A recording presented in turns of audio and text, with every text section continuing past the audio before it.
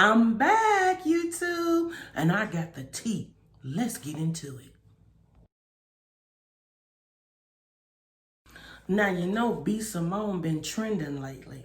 According to Forbes, she has acquired $1 million in 50 days, which is very admirable, but it still don't stop her from sounding stupid. She was on Nick Cannon's radio show, and Nick Cannon asked her something about who she want to date, what kind of man she looking for. Honey, she said she not dating nobody that works a 9 to 5. Are you fucking kidding me? She not working nobody that works a 9 to 5. Honey, understand.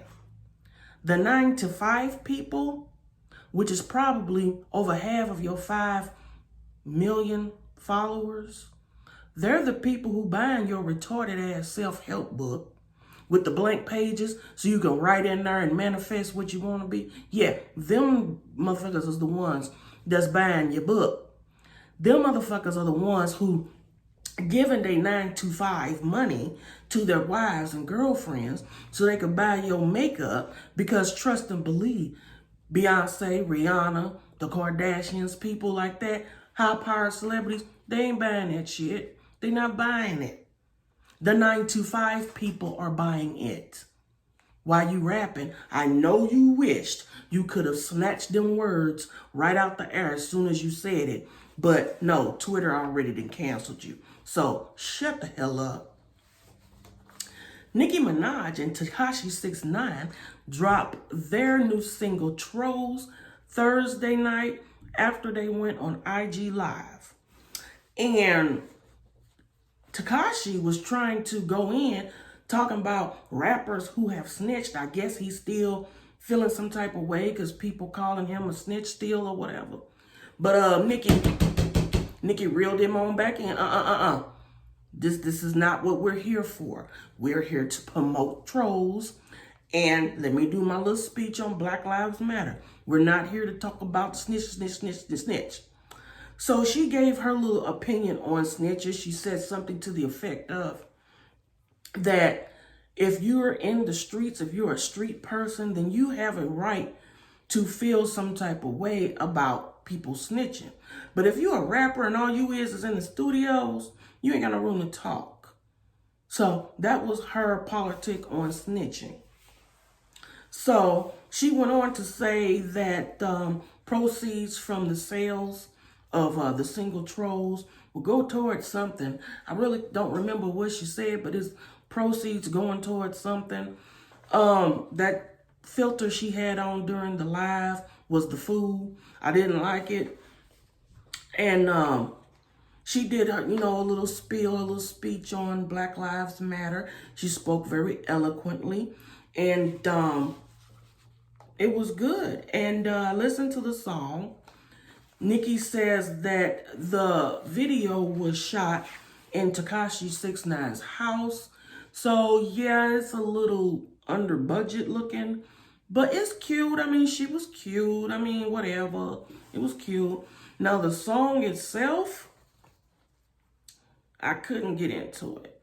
Now, when Nicki started rapping, I got kind of jiggy or whatever, but quickly lost interest.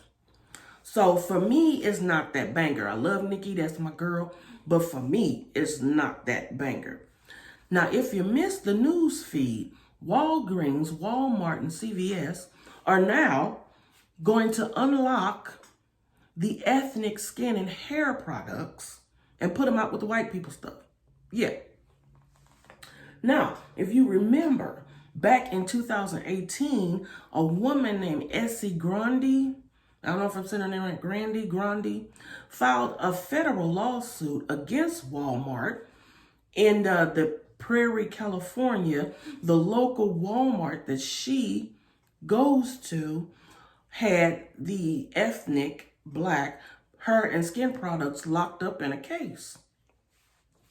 And she said in her lawsuit that made her feel uncomfortable, made her feel like people looked at her as if she was a criminal, and she didn't like that. Well, Walmart came back in the lawsuit and said, no, we ain't lock it up because of that. We just locked it up because it's a high theft product, just like the razors and the batteries.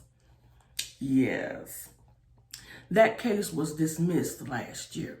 Now, in the wake of the riots and the Black Lives Matter, Walgreens, Walmart, and CVS have announced that they will unlock the products and put them on the shelves.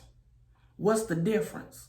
Now you see the light. Oh, now you want to look like you standing in solidarity with the Black Lives Matter. Oh, that's why you doing that. You didn't do it during the lawsuit. You didn't see the error of your ways then.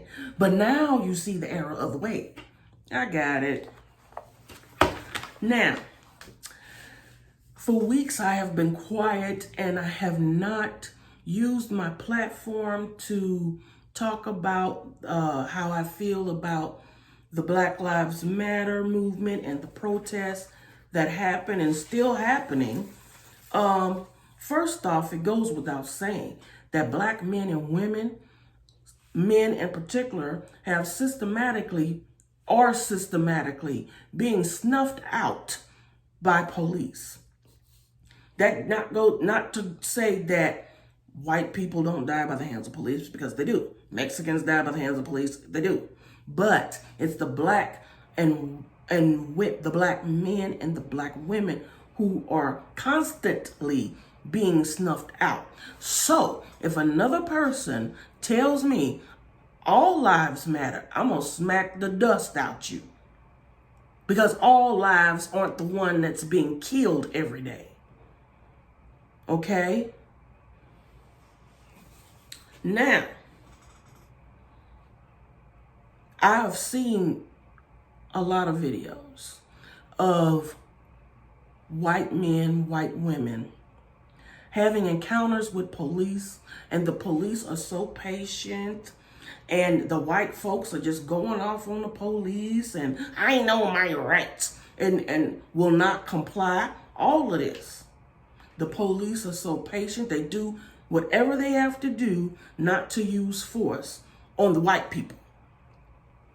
They don't have the same energy when it comes to Black people.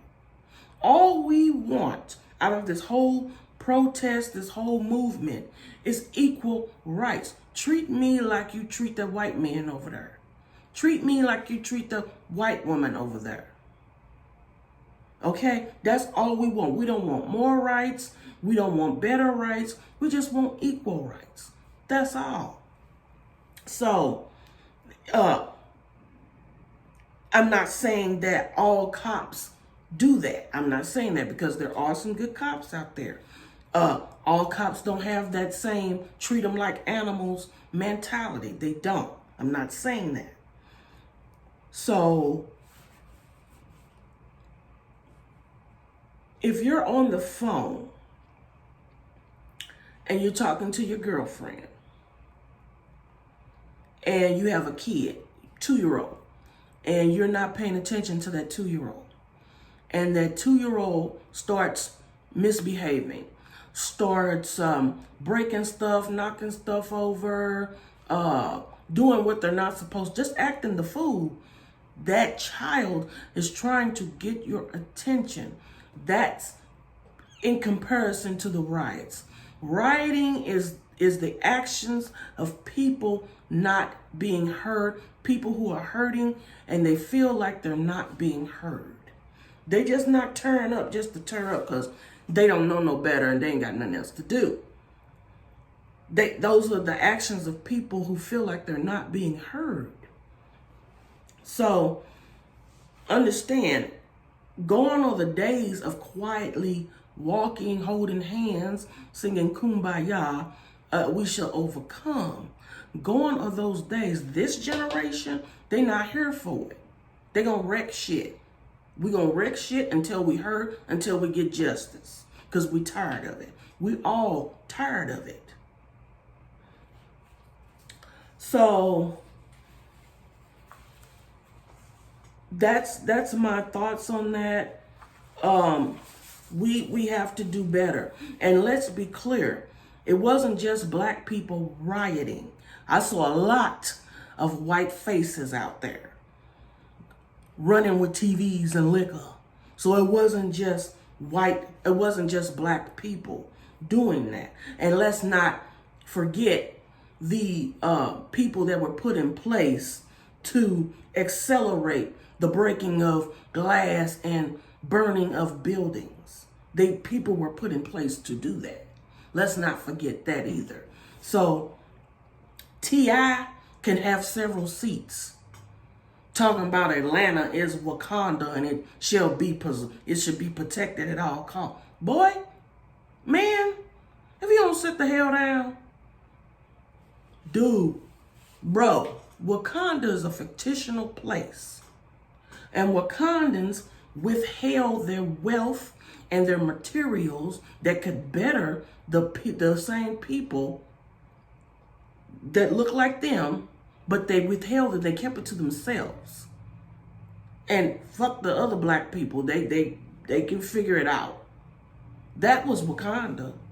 So really, Atlanta can be burnt down just like any other state. Fuck you mean? I don't know who needs to hear this, but black on black crime does not exist. It is something that the media made up years ago. You kill what you're in proximity of. Most black people, not all, most black people, just like poor white people, live in the city of any state. They live in that city because that's what they can afford. If you live in a city, you're black, and you live in a city with other black people, if you're going to kill, guess who you're going to kill? Black people. If you're white and you're a predominantly white city and you live around poor white people, guess who you're going to kill if you're going to kill? White people. There's white on white crime, Mexican on Mexican crime, black on black crime. People kill what they're in proximity of. The lion don't go in the water and kill the alligator. Okay? Now the alligator might come out the water and kill the lion, but that's how they gonna eat. And they ain't coming too far up out the water to do that. Now, a lion will kill another lion, and so forth and so on. You kill what you're around. It's not that black people are just killing up each other, so why should we care about their lives? They don't. That's not the case. That is not the case. And it's not real. But media won't portray white people in a negative light. That's why you don't hear about it. So, black on black crime is a myth. It's a myth. And yeah, we need to work on that, but we'll start working on that when white people start not raising children to do mass shootings, building bombs in their rooms and garages, and they don't know nothing about it. When they stop killing their spouses for insurance money and stop letting dogs lick you in the mouth. So, I guess we all got a little something to work on, don't we? Well, that's my show for today. Remember to like, share this video, hit the subscribe button. Check me out on my podcast, Tea with Auntie, on Spotify and Anchor. And if your favorite YouTuber ain't bringing you the tea like this, you need to be subscribing. I love you for watching.